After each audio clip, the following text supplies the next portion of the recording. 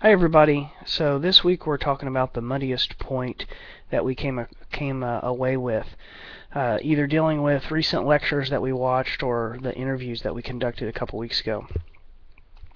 So this week the lectures that we watched touched on plagiarism and copyright law, and my interview that I conducted, the interviewee actually touched on copyright law as well.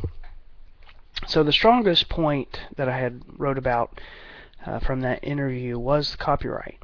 At the time, it came across very clearly that professors and course designers, instructors, that they were breaking copyright quite often because they weren't properly citing or giving credit to the original authors with the material that they were bringing in. So they were supplementing course material by bringing in video or audio or additional literature, and they weren't properly citing it. So, in effect, they were breaking copyright law. So that came across pretty clear to me. This week, though, unfortunately, we went deeper into it, and now I feel like I came away more confused than I was a couple weeks ago. So this week, the professors, the doctors, they talked about copyright and then the Teach Act, and they talked about fair use and public domain and Creative Commons. They talked about a lot of those subjects, but then they kind of went into, well, if it's audio or video, it changes how what copyright applies. And sorry, I have a little thing going on with my throat too, so I'll try to mute it if I cough or something here, so please bear with me. I'm trying to get this recorded. So the professors, they would talk about, if it was video, you could use a certain amount of it. If it was audio, you could play the whole thing. If it was literature, you could use a couple chapters, but it depends on, was it for nonprofit use, or is it, or can you make money out of doing this? And just, they kind of went down the list.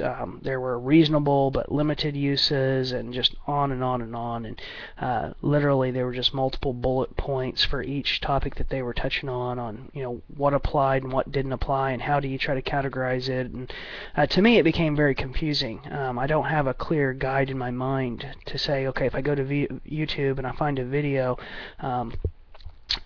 what copyright laws exist. It should be very easy for me to look at a video, look at a topic, see how it was posted, identify 2 or 3 key characteristics, and then just say, okay, this type of copyright applies. If I do this, this, and this, then I should be covered and I should be able to use it.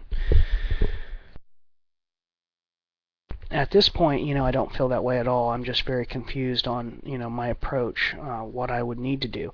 So I think, what happens is you're going to start erring on the side of caution. You're not going to be bringing in those material, and that's unfortunate because, there's a lot of good information on the internet, and that's kind of, the power of the internet in education is you can bring these things in and you can use them and you can supplement and you can expound and, yada yada yada. There's a lot of different things that you can do by bringing in good sources of information. But if you don't know how to properly cite it or copyright or give credit to the authors or get authorization, then you're kind of in a rough spot. So again, this week I just feel a little more confused than I did before I started.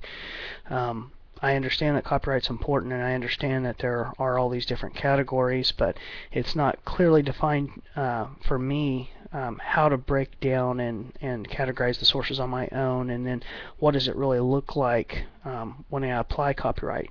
I really don't even know what it visually looks like. So it's kind of like when I think of APA, it's very easy for me to say, okay, it's this type of source, it was this type of medium. I can go, if I need to, jump on Purdue OWL or go to my APA manual, and I can see exactly what the reference needs to look like and what the in-text citation is going to look like. It's very clearly defined, and there's lots of examples on the internet. I'd like to see someone teach it with examples the entire way. When they talk about the Teach Act, or if it's a video file or something from the internet, I'd like for them to give the example. Okay, we found this YouTube video, it's on this subject, this is the way it was posted, this is the intended purpose of it, so here's how you translate that down. You break it down into A, B, and C, and here's the type of copyright that you would do. You can make this many copies, or you can expose the students to it in this way. I want it to be very clear, so I can kind of have some categories. So I can say, okay, if I got another textbook and I want to photocopy a couple pages or use a diagram out of it, how can I legally bring that in and introduce that to my course without breaking copyright? Or if I find a video or if I find an audio file, I want at least a half a dozen good examples of here's the type of material, here's the uses, and here's what the copyright, or here's what you would have to do to give proper credit, or to to make sure that copyright stays with it.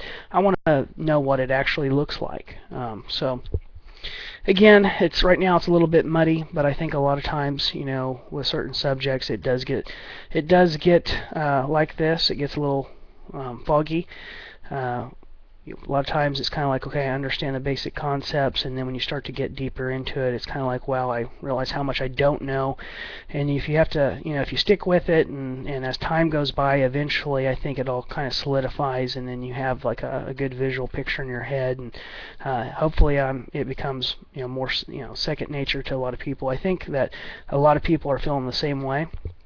So I think copyright and the internet and all these things are kind of new to a lot of people, and it's getting thrown on us. And a lot of the old copyright laws, they're trying to adapt them and make them work for new medium. So I think just the subject on a whole is a little unclear, and I think I would expect in the next few years to see more of a solid approach, or more clear instruction, more examples. I think it's going to be taught more with degree programs. I think the librarians and the different specialists are probably going to be kind of trained properly. So eventually I think we're all going to have more support on how we should be approaching copyright and what it's going to look like. But for now, it's my muddiest point. So I know the video went 7 minutes, but hey, I didn't break down and start coughing, so it's a wrap. I'll talk to you guys next week. Bye.